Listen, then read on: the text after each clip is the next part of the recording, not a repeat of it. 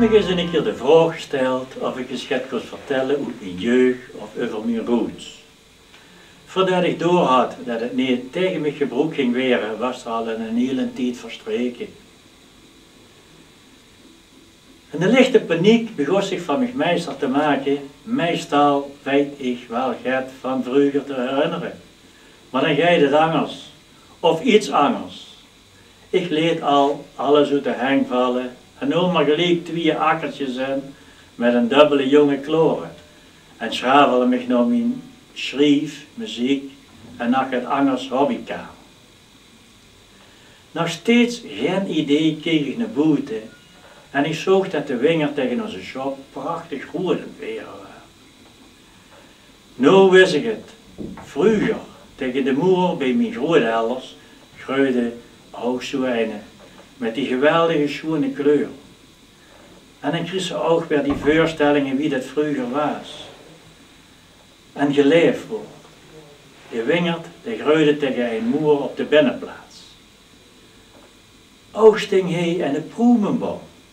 En als ze spreekt van proemen, als eieren zo groot, nou, dan stingen ze door.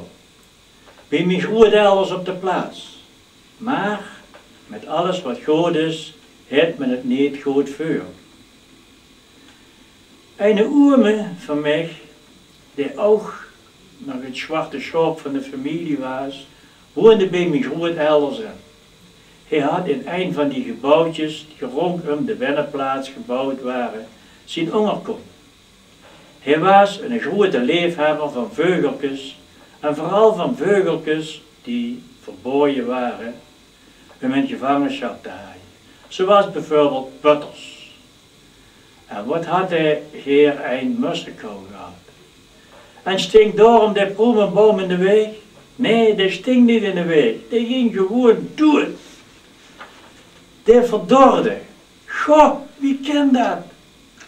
Maar mijn oudste broer, die verstand had van het laten verdorren van proemenbuim, had hem de tip gegeven om een roestige nagel in een boom te houden en het petroleum aan de wortels te schudden. Dan kreeg hij vanzelf plaats om zijn mussenkou te bouwen. Terwijl mijn grootouders van allerhande rijen aan het verzinnen waren waarom de proemenboom verdord was, zo het mijn oom er ook gans kapot van te zien. Mijn oudste broer, die er nog steeds verstand van had, vond dat die proemen, doordat ze zo dik waren, te veel van een boom gevergd hadden. Hij keek wel of hij een nieuw bumpje op de kop kon steken, maar dat moet dan in de hoofd en in de zon gepoot worden. Net maar op die binnenplaats, waar alles met plafuse was toegelaten. En zo is het ook gebeurd. Een prachtige volière van 4 bij 5 meter, met alles erin wat verboden was, maar ook het kanaries voor te fokken. En natuurlijk daarna voor de verkoop. De familie Heinekens is hier wel bijgevaren. Mijn oma vond de vogeltjes leuk en mijn oom zal wel in de hel gekomen.